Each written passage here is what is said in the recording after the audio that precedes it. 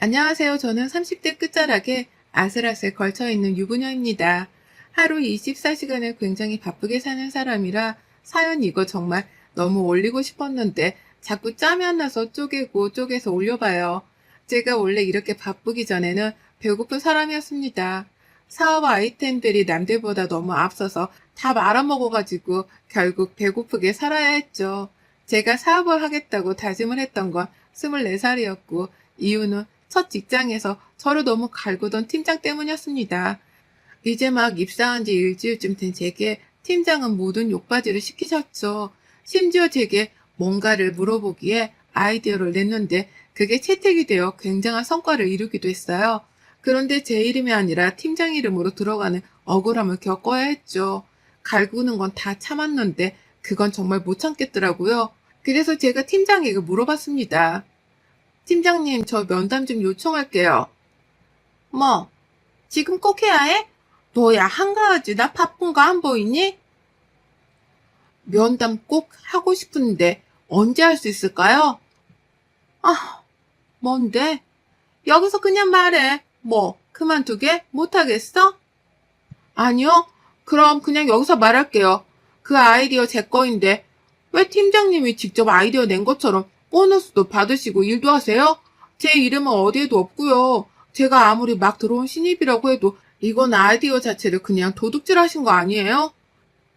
뭐라고? 너 지금 팀장한테 도둑질이라고 했니? 네가 아주 단단히 돌았구나. 야, 네 이름을 올려준다고 해서 네가 할 수 있는 게 뭔데? 있으면 말해봐. 없잖아? 안 그래? 결국은 내가 다 해야 하는데 그럼 내가 하는 거지 네가 하는 거야? 업무를 말하는 게 아니라 아이디어 자체를 제가 냈다는 말씀을 안 하시고 본인 아이디어라고 직접 말씀하셨잖아요. 저는 그걸 말하는 건데요. 남의 아이디어를 본인 거로 위장하면 그게 도둑질이지 뭐예요? 이런 싸가지 없는 게 할 줄 아는 것도 하나 없고 무능한 주제에 꼴에 자존심은 있다 이거야? 야, 네 아이디어 도둑 맞은 게 싫으면 네가 능력 있는 사람이어야지. 아무것도 할 줄 아는 거 하나 없으면서 꼴에 성질만 내는 거야? 그런 사람을 보고 우리는 무식한 무능력자라고 부르거든. 알아들었으면 네 자리로 꺼져. 내가 능력이 있으면 팀장 너도 나한테 아무 말 못하는 거야? 그래, 그럼 꼭 이 조직에서 나가지 말고 있어. 몇 년 후에 보자고. 우리 그때는 과연 팀장, 네가 나를 보고 어떤 표정을 짓고 어떻게 행동하는지 내가 지켜볼 테니까. 난 오늘부로 이런 도둑질하는 팀장 밑에서 일 안 해. 보고 배우는 게 도둑질이면 교도소를 가지 뭐하러 여기 있겠어? 사직 처리 잘해주세요. 전 이만 가볼 테니. 전 그렇게 퇴사를 했어요. 어려서 용감하기도 했고 저는 제 걸 도둑 맞았는데 사과도 하지 않고 뻔뻔하게 행동하는 팀장의 행동에 너무 화가 났습니다. 그래서 전 직원들이 듣고 있는 곳에서 큰 소리로 말하며 제대로 쪽팔리게 해줬어요. 그러면 팀장도 쪽팔릴 테니까요. 본인이 한 짓이 있고 다들 그게 제 거라는 걸 아니까 얼마나 쪽팔리겠습니까? 팀장이 고자 일주일차 신입 아이디어 도둑질에서 저렇게 쪽을 당했는데 말이죠. 그렇게 용감하게 나왔지만 사실 그 바닥이 너무 좁아서 소문이 빨리 퍼졌고 제가 일방적으로 싸가지 없게 행동한 나쁜 신입으로 소문이 났죠. 그럴 줄 알았어요. 그래서 전 홀로서기를 해야 했고 내 사업을 해야겠다고 다짐했습니다. 아르바이트를 하며 모았던 돈과 부모님께 돈을 살짝 빌려 유학도 갔다 왔고 돌아와서 제 패션 브랜드를 오픈하며 성공리에 자리를 잡았죠.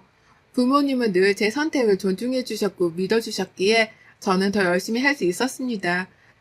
그리고 부모님이 인맥이 굉장히 좋으셨고 발이 넓으셨는데 제가 브랜드를 런칭하고 이리저리 소문을 많이 내주신 덕에 더 많은 분들이 찾아주셨어요. 정말 다행이었죠. 그 후 저는 쭉 일을 하며 잘 살고 있었고 중간에 소개도 받아 연애도 했습니다. 그게 바로 제 남편인데 저보다 딱 4살 많았고 제가 제 일을 너무 열심히 하는 모습이 멋지고 보기 좋다고 했죠. 사실 연애를 할 시간이 없었습니다. 왜냐면 저는 하루 24시간이 부족했거든요. 이런저런 할 일이 너무 많았고 온라인으로도 판매를 시작하면서 더욱 바빠졌습니다. 제가 바빠지는 만큼 직원 수도 늘어갔는데 그 직원들을 관리하는 것도 결코 쉬운 일은 아니었어요. 늘 피곤하고 힘들었지만 결국 제 사업이고 성공했으니 만족하며 살았습니다. 일뿐 아니라 비즈니스적인 만남도 가져야 했고 미팅들도 많았어요. 그러다 어느 날 벼르고 있던 그 팀장이 저희 회사에 면접을 보러 왔더라고요. 제가 없을 거라고 생각을 한 건지 저를 기억 못하는 건지 저는 궁금했습니다. 면접을 볼 때 대놓고 물어봤어요. 팀장님이네? 나를 기억 못할 리가 없을 텐데 무슨 생각으로 왔지?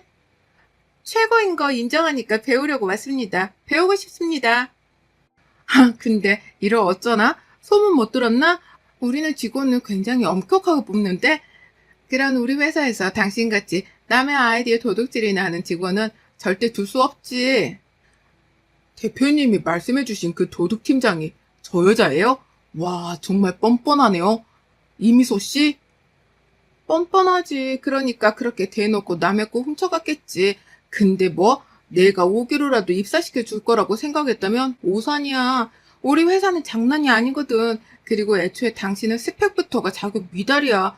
뽑을 이유가 하나 없어. 인성 거지 같고 제일 귀한 손은 더럽고 센스도 부족하고 성질머리는 더럽고 어쩌나? 나가 내 회사에서 아참 그리고 나에 대한 소문 아주 더럽게 냈었지? 덕분에 매장당했는데 이제 팀장 니 턴. 그때는 직원들 앞에서 그렇게 말하시길래 당황해서 저도 모르게 막말을 했어요. 아이디어 훔친 것도 정말 죄송했고 막말한 것도 그 이후의 행동도 다 죄송합니다. 응, 당연히 죄송해야지. 앞으로도 꼭 그렇게 고개 숙이고 살아. 그게 딱 어울리는 인생이니까 나한테 더 밟히면 죽게 생겼는데 이만 나가보지 그래? 저는 인생을 살면서 이렇게 속이 시원해 본 적이 없었습니다. 정말이지 속이 너무 시원해서 미칠 것 같았어요. 말로 다 표현하지 않아서 그렇지. 그 당시에 저를 매장시키려고 있는 말 없는 말 다 소문내버린 저 팀장 때문에 꽤 마음고생을 해야 했거든요. 그래서 충분히 당해도 싸다고 생각했어요. 어쩌면 나이 먹고 유치하긴 하지만 말이죠. 평생에 복수를 했고 전 더 홀가분하게 훨훨 날았습니다. 잠을 제대로 못 자도 복이라고 생각했고 너무 바빠서 힘들어도 그 또한 제게 주어진 임무이고 복이라고 생각했어요. 남편과의 연애는 당연히 즐겁고 재밌었지만 늘 미안했습니다. 제가 늘 기다리게 하는 입장이었고 남편은 늘 제 모든 걸 맞춰주는 입장이다 보니까 항상 미안한 감정이 쌓이더라고요. 그래서 항상 잘해주려고 더 노력을 했습니다. 하루는 제가 과로로 쓰러진 적이 있는데 이날 중요한 미팅이 있어서 얼른 가봐야 했어요. 그런데 그런 저를 붙잡고 남편이 말했죠. 지금 타이밍 진짜 웃긴 거 알거든? 근데 그 미팅 내가 데려다 줄 테니까 걱정 말고 진정해봐. 할 말 있어. 뭔데 그래? 나 늦으면 절대 안 돼. 빨리 수액 좀 빼달라고 해봐. 그래, 걱정 마. 시간 계산 다 해뒀어. 안 늦어. 결혼하자, 우리. 당신 이렇게 살다가는 죽겠어. 내가 옆에서 매일 365일 내내 챙겨줄 테니까 너 그냥 나랑 결혼해, 얼른. 뭐? 아니, 갑자기 그게 무슨 소리야, 지금. 이 상황에. 그래, 이 상황이라서 더 말이 나오는 거야. 빨리 대답해줘. 그래야 출발할 거야. 정말 왜 이러지? 나 급한데? 나도 급해. 수연이 너 이렇게 살다가 정말 골병 들어 죽어. 잘 좀 생각해봐. 나도 일하느라 바쁘긴 해도 한 집에 같이 살면서 챙겨주는 거랑 이렇게 떨어져 제대로 챙겨주지도 못하는 거랑 다르다고. 그리고 무엇보다 난 너 아니면 결혼 못해. 너 총각으로 늙어 죽을지도 몰라. 참나. 정말. 알겠어. 결혼해. 얼른 가자. 제가 쓰러진 걸 본 남편은 이대로 혼자 뒀다가는 제가 정말 큰일 날 것 같았다고 합니다. 그래서 결혼을 요구했고 저는 받아줬어요. 저 역시 이 사람이 아니면 그 누구랑 결혼할 생각을 하지 않았기 때문에 가능한 일이었죠. 저희는 그 후 일사천리로 결혼을 진행했습니다. 그런데 남편은 저밖에 모르는 바보임이 변한 게 없었지만 결혼은 너무 현실적인 문제였죠. 연애할 때야 뭐 둘만 좋으면 되고 둘이 결정하고 그랬지만 결혼 후 시댁은 저와 너무 맞지 않았어요. 이게 뭐니? 빈손으로 오지 손님처럼 왜 뭘 사들고 왔어? 어머님 별거 아니고 어머님 딸기 좋아하신다고 해서 좀 사왔어요. 먹어보니까 달고 맛있더라고요. 돈도 그렇게 버는 CEO가 고작 딸기를 사왔어? 백화점 것도 아니고 그냥 동네 과일 가게에서? 네? 그 정도 체력가면 과일도 백화점에서 먹는 줄 알았는데 넌 아닌가 보다. 엄마 왜 그래? 왜 사람한테 말을 비비꼬면서 해? 기분 나쁘게. 이 사람이 생각해서 사온 건데 진짜 과일 가게를 몇 곳을 돌아다녔는지 알아? 그러게 백화점 가서 한 번에 사오면 수월할 것을 뭐하러 그랬다니.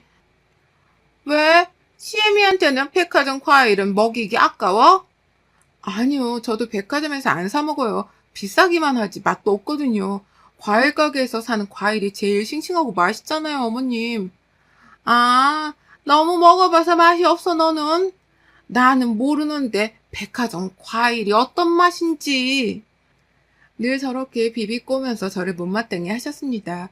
그렇게 먹고 싶으면 본인이 직접 사 먹으면 될 것을 굳이 저를 걸고 넘어지셨죠. 심지어 시모의 이중성은 소름 끼쳤습니다. 함께 외식을 하자고 하셔서 룸을 예약했어요. 조용히 가족들끼리 먹고 싶어서요. 그런데 거기 일하는 직원이 하이가 저희 브랜드 거였죠. 남편이 그걸 알아보고 말했습니다. 방금 나간 직원분 하이, 당신네 거잖아. 그치? 이렇게 보니까 되게 반갑네. 저게 실용성이 좋게 나온 라인이지? 응, 맞아. 방금 여기 일하던 직원 말하는 거야? 응? 방금 나간 직원. 이봐요, 여기서 일하면 돈 많이 벌어요? 얼마나 받길래 그런 비싼 바지를 사 입는 거지? 아니면 돈도 없는데 있는 척 하고 싶어서 입어요? 아니, 우리 며느리가 그 브랜드 대표거든. 그래서 얼마나 가치 있는 옷인 줄 내가 아는데 그쪽이 입고 있는 게 웃겨서 물어봐요. 아, 죄송해요. 정말 죄송해요.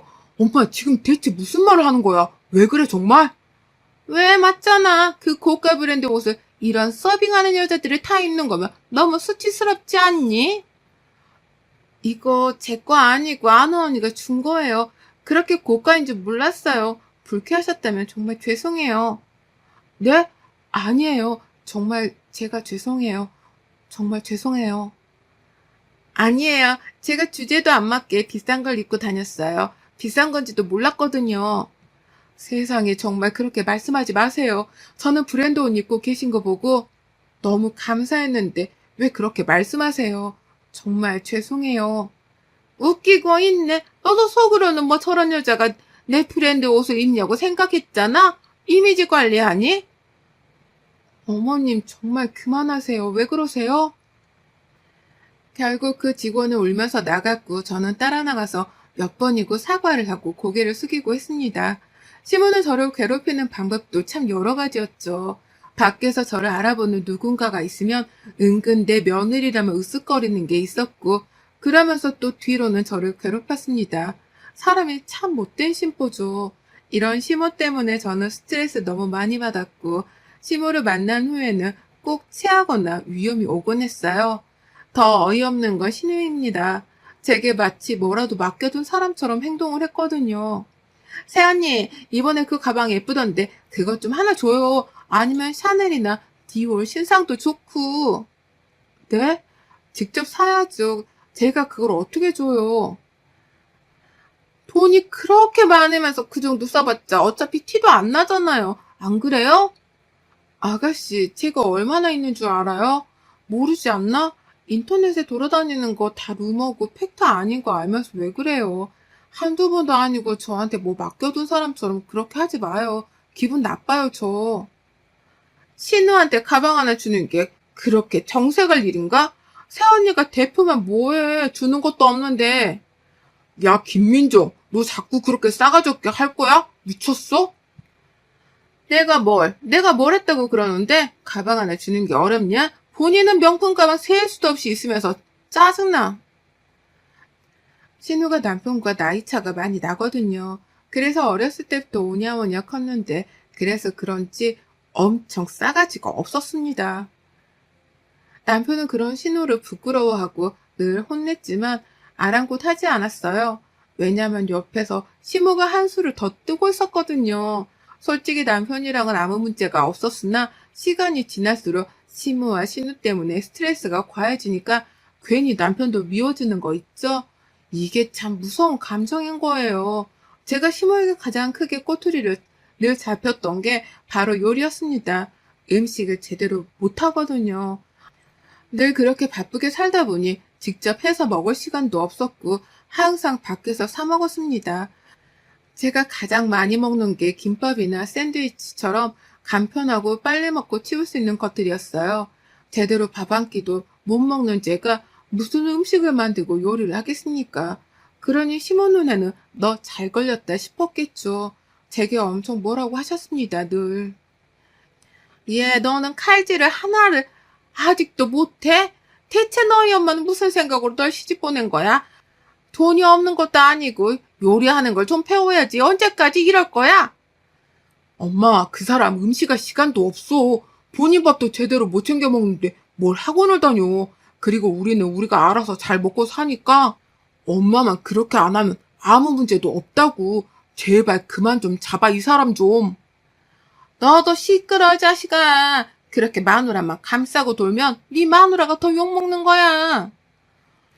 엄마가 이유도 없이 자꾸 뭐라고 하니까 그렇지. 한두 번도 아니고 적당히가 없잖아. 뭐야? 네가 생각해봐라. 애가 시집 왔는데 칼질도 못하고 매번 내가 밥상 다 차려줘야 하면 열받지. 열 안 받냐? 그래서 우리가 한 끼에 몇십만 원 하는 고급진 곳에 모시고 가잖아. 근데 엄마가 곧 죽어도 집에서 먹자며. 그래놓고 왜 그러는데? 시모가 저를 향해 욕을 하며 남편은 10배로 갚아줬어요. 가끔은 그럴 때마다 속 시원하긴 했는데 당연히 스트레스를 안 받을 수는 없었죠. 저도 음식을 해보려고 노력했고 학원을 다녀볼까 했지만 시간이 없어서 다닐 수는 없었고 짬이 나면 집에서 꼭 어떻게든 뭐라도 썰어보고 칼질 연습도 해보고 레시피 보면서 음식도 만들어보곤 했습니다. 옆에서 뭐라고만 안 하면 어떻게든 만들 수 있는데 칼질부터 자꾸 지적하니까 아무것도 할 수 없었죠. 안 그래도 감정이 좋지 않은데 시모는 백수 신우를 저희 회사에 입사시키라고 제안을 했습니다. 말이 좋아 제안이지 그냥 강제로 그렇게 하라고 했어요. 신우는 나이가 그렇게 먹도록 일이 하기 싫다고 이것도 저것도 힘들다며 아무것도 하지 않고 시모 카드로 생활했습니다. 능력도 없고 끈기도 없는 정말 제가 딱 싫어하는 사람이었죠. 예, 민정이 너희 회사면 일할 수 있겠다고 하니까 다음 주 월요일부터 출근시켜라. 아, 나 새언니 회사면 할 수 있겠어요. 내가 가서 일할 테니까 자리 마련해줘요. 네? 아무리 제 회사라고 해도 그렇지 인사관리도 다 규정이라는 게 있는데 아가씨를 갑자기 어떻게 뽑아요? 이거는 대놓고 낙하산이잖아요. 뒷말 나와서 큰일 나요, 정말로. 저는 딱 한마디 대답하고 10마디의 욕을 먹었고 결국 신우 자리를 마련해야 했죠. 그런데 스펙이 너무 미달이라 어떤 자리에도 넣을 수가 없었습니다. 그때 마침 마케팅 부서가 요즘 일이 많아서 바쁜데 보조일을 해줄 친구가 필요했거든요. 보조일을 해줘야 하기에 스펙이 딱히 필요도 없었고 신우가 딱이다 싶어서 그 자리에 채용을 해줬습니다. 이 자리도 들어오고 싶어도 못 들어오는 사람들이 얼마나 많은데 신우는 직함이 없다며 제게 뭐라고 했죠. 뭐예요, 새언니? 저 지금 일반 사원이에요? 팀장, 부장 뭐 이런 거 아니고 새언니가 대표인데 내가 왜 사원이야? 장난쳐요, 지금? 아가씨, 세상 물정을 몰라도 너무 모르는 거 아닌가? 지금 그 자리도 아가씨 능력으로는 절대 못 들어와요. 다른 사람들은 이미 낙하산인 거 다 아니까 제발 잘 좀 해요. 내 얼굴에 먹칠하지 말고. 신우가 하는 일이라고는 솔직히 허드렛 일이었고 일부러 더 시키라고 했습니다. 그러다 중간에 사무 업무를 알려줘 보라고 했는데 다들 두 손 두 발을 들더군요. 이해 자체를 못한다며 도저히 안 될 것 같다고 했죠. 그래서 결국 계속 정리하고 치우고 청소하고 분류하는 단순 작업만 했습니다. 할 줄 아는 게 없는데 어쩌겠어요. 그런데 신우는 폭발했죠. 아, 진짜? 내가 이딴 잡일 하려고 새언니 회사 들어온 줄 알아요? 나 더 이상은 못해. 안 한다고. 다른 일 시켜달라고요. 책상 앞에 딱 앉아있고 내 방에 있고 싶다고. 나도. 꿈 깨세요, 제발. 김민정 씨, 지금 여기가 어디라고 대표한테 그런 태도를 보이세요? 뭐예요? 대표라고 지금 나한테 훈계하세요? 웃기고 있네. 진짜 저기요, 새언니. 뒷감당 가능해요? 신우는 시무에게 전화해서 막 고자질을 했고, 시무 전화 받기 전에 신우에게 말했죠. 야, 너 그냥 나가. 주제도 모르고 어디서 설치고 있어? 나가 당장. 뭐라고요? 미쳤어요 정말? 너 끌려서 나갈래? 네 발로 나갈래? 5초 줄게. 5, 4, 3, 2, 1. 나가. 네, 어머님, 아가씨 때문이죠? 야, 너 우리 민정이한테 참일시켰다며? 나도 아까워서 청소 한 번 안 시키는데 네가 뭔데 얘를 참일시켜가며 부려먹어? 얘를 그딴 식으로 키우셨으니까 전화해 처먹고 할 줄 아는 게 청소밖에 없죠. 어머님 딸 지금 잘랐으니까 옆구리에 끼고 사세요. 제발 밖으로 내보내지 마시고. 전 그렇게 시무와 신우에게 확 질렀고 마무리는 남편이 했어요. 남편이 시댁에 가서 얼마나 될지 모르겠지만 그냥 당분간 연락도 말고 보지 말자고 했답니다. 한두 번도 아니고 결혼 생활 내내 저를 괴롭히던 가족들 모습에 소름 끼친다며 영 끊고 사는 셈 치고 우리 그렇게 살자고 했다네요. 당신 정말 그렇게 살 수 있어? 나 때문에 괜히 그러는 거면 그러지 마. 내 마음이 더 불편하니까. 아니야. 이건 내 가족이기 전에 진짜 너무 심각할 정도로 정이 떨어져서 안 될 것 같아. 내 동생인 게 내 엄마인 게 부끄럽고 창피하다. 정말 미안해. 그래, 고마워. 나 좀 안 보고 살고 싶긴 하거든. 미안하지만.